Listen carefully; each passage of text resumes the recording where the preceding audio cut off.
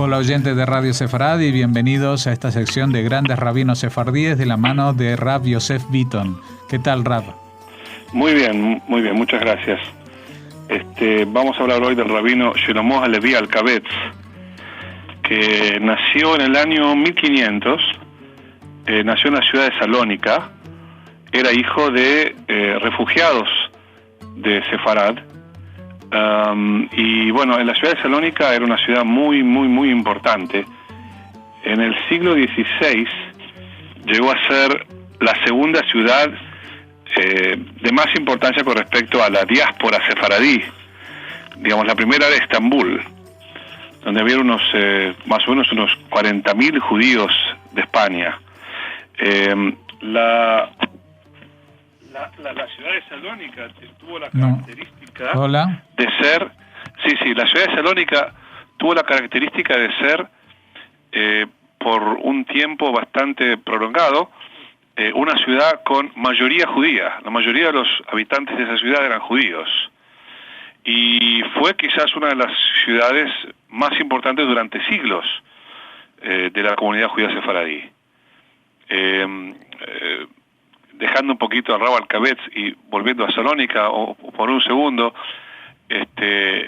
la ciudad de Salónica, que es un puerto importantísimo en Europa, mantenía el puerto cerrado los sábados, el Shabbat, ya que la mayoría de los que trabajaban allí eran judíos, ¿no? Es algo muy interesante que no todos lo saben. Y lamentablemente la ciudad de Salónica, la judería de Salónica fue exterminada en el Holocausto, en 1943-44. Más de 50.000 judíos fueron matados, fueron asesinados, fueron llevados a Auschwitz. Muy pocos se salvaron, como un 2-3% de toda la población judía de Salónica se salvó. Bueno, allí en Salónica, el Rav Alkabetz estudió con un rabino poco conocido, pero muy importante, llamaba el rabino Yosef Taitzak, que era también sefaradí. Era un cabalista, digamos, un mekubal. Y bueno, él inspiró al rabino Shlomo Alkabetz, que también se transformó principalmente en un rabino que se dedicaba a la Kabbalah. Y en 1529 el Rav Alkabetz se casó. Sabemos el nombre del suegro, que era un filántropo muy importante, el señor Isaac Cohen se llamaba. Y muy poco tiempo después de su casamiento decidieron ir a Israel, que también es algo muy importante. 1530, 1540 es cuando comienza la renovación del establecimiento de los judíos en Israel, cosa que fue algo impensado, ni siquiera lo podían soñar con eso cuando estaban en España, pero por una razón o por otra, cuestiones políticas que tienen que ver con el gobierno o con el reino otomano, los turcos, Israel era un lugar posible para que los judíos vivieran allí. Y se establecieron en dos ciudades principalmente, ¿no? Una es Jerusalén, obviamente, y la otra era Safed. Y bueno, el Rav Alkabetz se estableció en Safed, más o menos llegó el año 1535. Ahí había ya una colonia judía bastante importante, que había comenzado a principios del siglo XVI con el rabino Zaragozi, de Zaragoza, ¿no? Uh-huh. Y que está enterrado en Sefat, la tumba de él está en Sefat, es una de las primeras tumbas en el cementerio de Sefat. Y luego esta colonia fue, desarrollada más por otro rabino muy importante, nacido en España, creo que en Zamora, llamado rabino Jacob Berab. Y ellos llegaron allí a Sefat y establecer una comunidad judía importantísima, donde se combinaban dos disciplinas, digamos, dentro del mundo rabínico. Una era la Kabbalah, pero algo más importante que eso era todavía la halajá. O sea, la halajá significa la ley judía, ¿no? Porque allí en esa ciudad luego llegó uno de los rabinos más famosos de la época, que fue el Rab Yosef Karo, que era prácticamente contemporáneo y amigo y colega del Rab Alkavetz. Como sabemos, el Rab Yosef Karo era el que hizo el Shulchan Aruch, el que escribió el Shulchan Aruch. Ok, entonces, volviendo al Rab Alkavetz, su cuñado era el rabino Moshe Cordovero, que fue también uno de los cabalistas más importantes de esa época. Bueno, y entre los dos formaron una yeshiva, una casa de estudios donde había gente que estaba dedicada completamente, totalmente al estudio de la Torá y también respecto al estudio de la Kabbalah, ¿no? Entonces la ciudad de Tzefat en cierta forma se transformó en una ciudad de halajá y de Kabbalah al mismo tiempo, ¿no?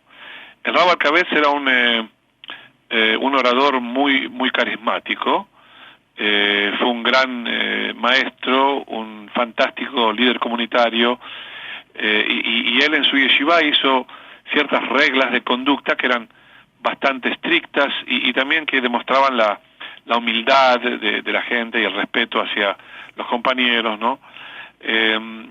Y bueno, él escribió varios libros. Muchos de los libros que él escribió tienen que ver con comentarios sobre libros bíblicos, y otros tienen que ver con temas de Kabbalah, de misticismo, ¿no?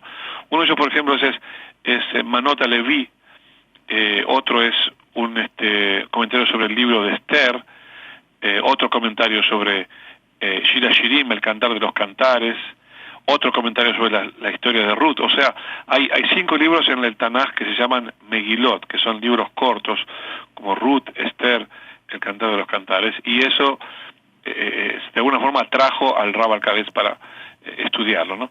Él es muy famoso por dos cosas. Primero, porque él fue el que estableció el Tikkun de Shavuot, es decir, en Shavuot, en casi todas las comunidades judías del mundo se acostumbra a quedarse despierto toda la noche.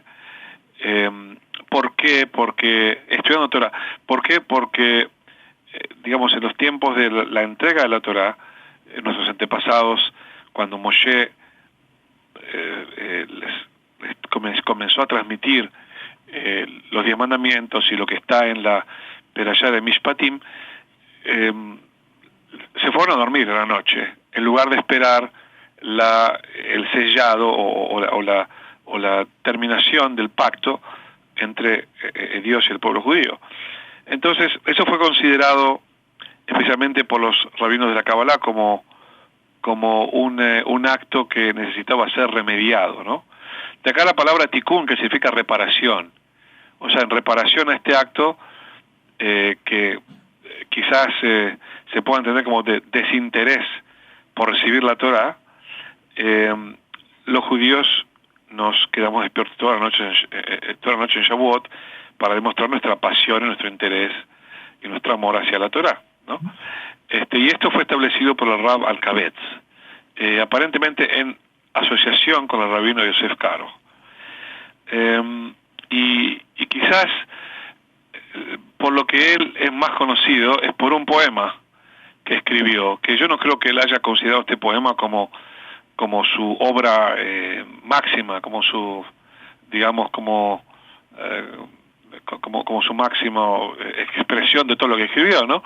Pero por alguna razón se transformó este poema en un poema muy popular dentro de la comunidad sefaradíes, ashkenazíes, o sea, fue por encima de las divisiones demográficas del pueblo judío. Y el poema se llama Leja Dodi, que es un poema muy famoso, ¿no? Que se canta todos los viernes para recibir el Shabbat. Y en este poema el Shabbat está personificado como una reina, como una como una novia, que entonces Israel va al encuentro de la novia. Es como si fuera una forma de representar, digamos, la recepción del Shabbat y la relación entre el Shabbat y el pueblo judío, una relación de mucho cariño.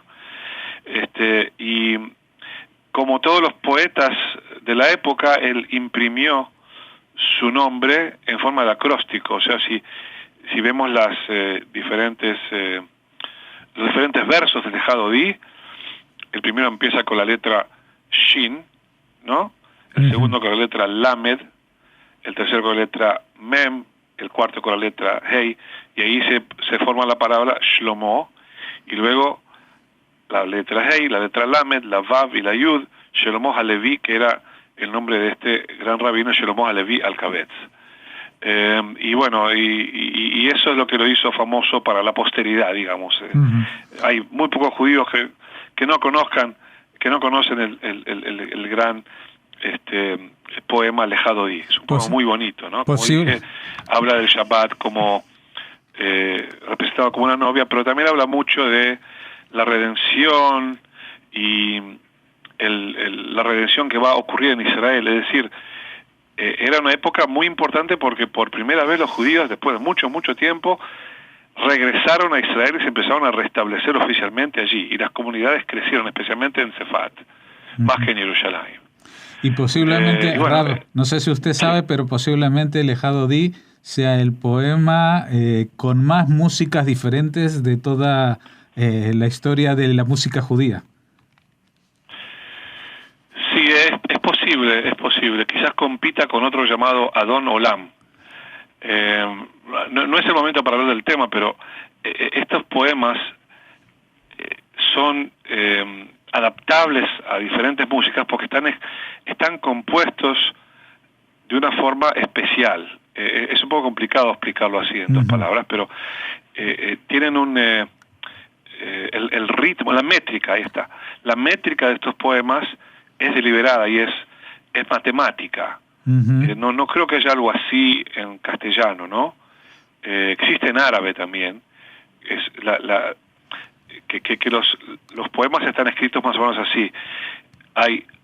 Cada palabra tiene diferentes vocales. Hay vocales largas, vocales cortas, medias vocales. Entonces es como que el poema, a través de todo el poema, los versos se dividen en la misma cantidad y espacios de vocales largas, cortas y medias vocales. Cosa que lo hace un poema, como dije antes, matemático. Los árabes tienen también eso, pero en la poesía árabe, como tienen que adaptar la métrica a esta ecuación matemática, sacrifican el contenido. Este poema y otros como él, lo que lograron los poetas hebreos es mantener esa métrica matemática y a la vez tener un contenido fabuloso. ¿No? Eso es lo que lo hace tan especial, y como usted dice, que lo hace tan adaptable a músicas y melodías. Pero sí, debe ser así como usted dice, que como es cantado en todas las comunidades, tiene tantas músicas. Bueno, le agradecemos esta descripción de la figura de Rav Shlomo Alkabetz, que ha trascendido más que nada, como decíamos, por esta canción, pero que su vida y su obra ha sido mucho más importante, lo que nos ha explicado el Tikkun Leil Shavuot, y del principio del regreso a Eretz Israel en el siglo XVI, etcétera, etcétera. Así que especialmente para los sefardíes, pero para todos los judíos del mundo, es una figura imprescindible. Sí, así es. Muchas gracias, Rafito, por habernos... mucho. Que esté muy bien. Que nos haya atendido. Muchas gracias. Ok, adiós. Hasta luego.